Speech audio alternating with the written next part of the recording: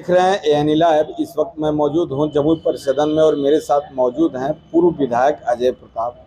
हमसे बात करेंगे। सबसे पहले आपका स्वागत है। नमस्कार। अभी बिहार में जो जातिगत जनगणना का जो रिपोर्ट जारी हुआ है उसको किस रूप में देखते हैं? देखिए, जातीय जनगणना के बारे में जो रिपोर्ट जारी है उसमें बहुत सारी त्रुटियां हैं। सरकार को फिर से इस पर संज्ञान लेना चाहिए और इसमें उन त्रुटियों को दूर करना चाहिए जो आज से 2011 में हम लोगों की जातियों की जो संख्या थी 5%, 5.5% थी। अन्य जातियों की जो जनसंख्या बढ़ी हुई थी, भूमिहार हो या ब्राह्मण हो, उनकी जातियों की संख्या बढ़ी हुई थी, अभी आके घट गया। तो ऐसा कैसे हो सकता है? तो पटना में हमारे घर पे कोई जातीय जनगणना नहीं करने आया, गांव पे आया नहीं, पटना में नहीं आया। तो इससे हुआ कि मान लिया हमारी जगह कोई और हो रहा था तो वो छूट गए, हमारे मोहल्ले में ही नहीं आया तो उस मोहल्ले के सारे लोग छूट गए।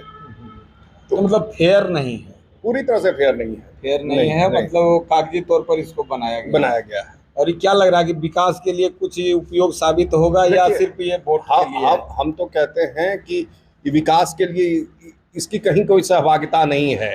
अगर वैसी स्थिति आएगी तो दिक्कत हो जाएगी सरकार के लिए भी। यहाँ सर्वेक्षण ये कराना चाहिए था, गणना ये करानी चाहिए थी कि आर्थिक आधार पे किसकी उन्नति हुई नहीं हुई।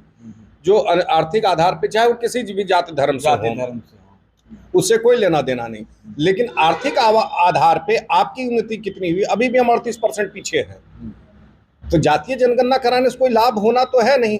और जाति आरक्षण तो हमारा 70 सालों 80-85 सालों से आरक्षण है। तो क्या आरक्षण का लाभ सबको मिल गया है?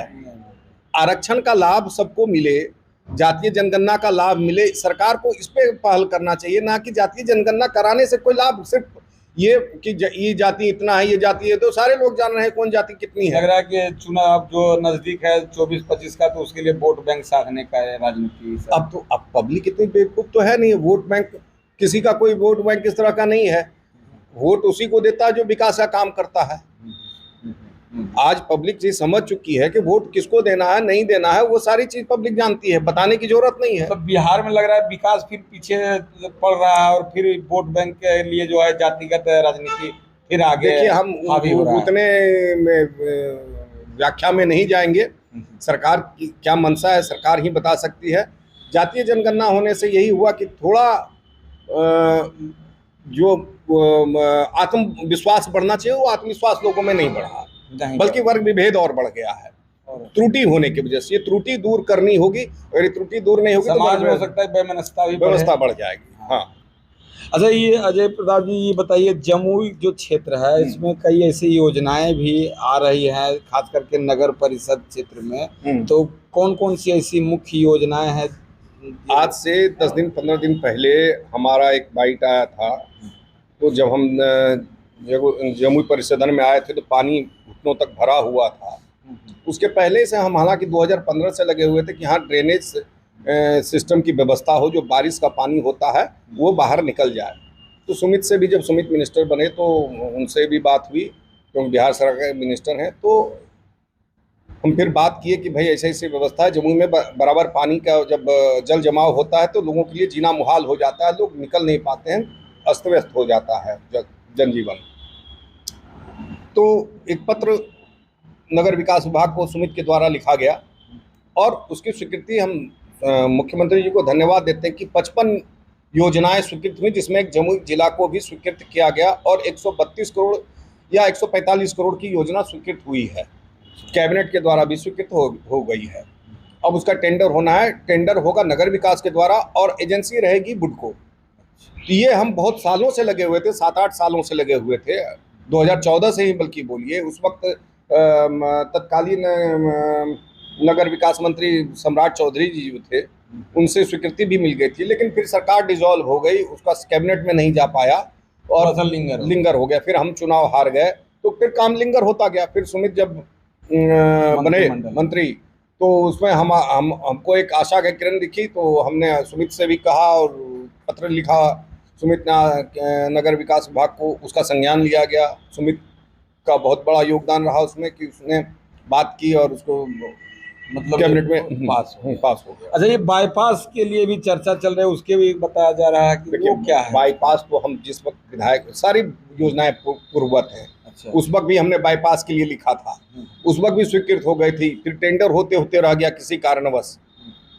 वो योजना तो बहुत पुरानी है, कोई आज की पूरा योजना थोड़ी है। और उन योजनाओं पे जो नहीं पूरा हुआ, ऐसे तो बहुत सारे सड़कें, जितनी सड़कें हैं, या इंजीनियरिंग कॉलेज है 2012 में हुआ, 2013 में मुख्यमंत्री जी ने स्वयं मेडिकल कॉलेज की घोषणा की थी कि 2013 में यही मंथ से 21 फरवरी को कि मेडिकल कॉलेज बनना है।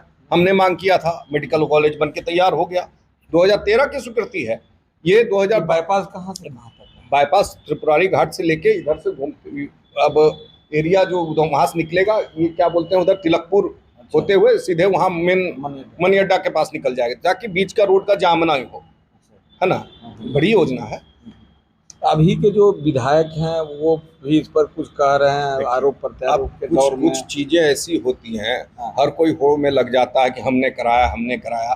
तो आप जिन्होंने कराया, तो वो आज आप चिट्ठी दिखाएंगे, हम तो 10 वर्ष पहले का चिट्ठी दिखाएंगे।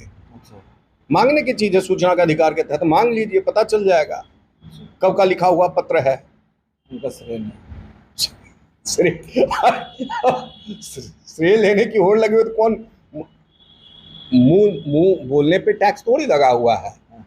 कह देंगे हम भी कि कल की अयोध्या राम मंदिर में हमारा योगदान है, अयोध्या में राम मंदिर बन रहा है, उसमें हमारा भी योगदान है, क्या जाता है, पेपर है वो तो कार सेवकों का योगदान है, और भी जो लोग हैं उनका योगदान है।